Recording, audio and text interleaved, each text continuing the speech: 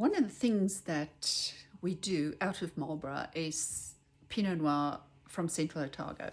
And this is something that's very dear to Kim's heart, because he's the one who primarily looks after that vineyard, whereas I tend to be more involved in the Marlborough ones. So this little piece of land, which was just grazing land, we bought in 2008, developed it, and picked our first little bit of Pinot Noir grapes in 2011, tiny little bit. The block is about 10 hectares big, and it sits in smack bang in one of the warmer areas in Marlborough, the Bendigo area, so right on the Bendigo Loop Road. And it has been quite an interesting journey to watch from the first vintage through to where we're at now in 2019. So a good 7 or 8 years or so, how the wine has initially first struggled to find its own style and place. So initial vintage was very Burgundian, and then it was very fruit driven, and so for 4 years or so it knocked around, but it's really settled down in its own style and doing its own thing. 5 clones planted here, 3 Dijons, 667, 777 and 115, together with Pomard and New Zealand's heritage clone Abel, the Abel clone. So these grapes were picked early in early April, and went to the winery where it went over a sorting table, and weren't crushed but went straight to tank. So wanted the retention of those whole berries.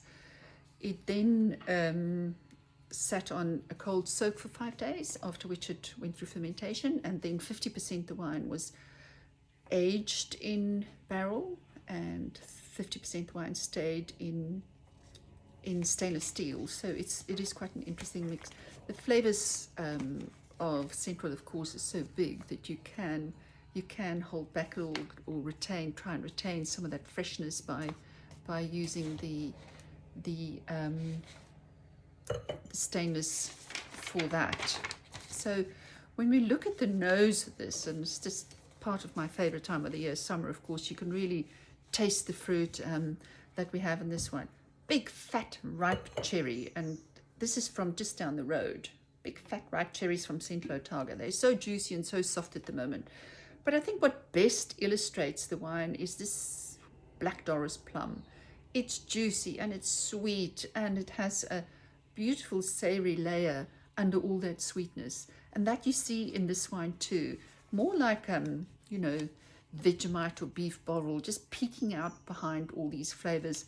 And then of course you definitely get a little tannic thing going on in the nose as well, because it is, after all, only the 19 vintage. So backing up this fleshy black plum with its juicy notes of savoriness, you'll see some wild mushroom flavors of that. You'll see a little bit of smokiness from the barrels. And then this fellow here, those big fat green Sicilian olives.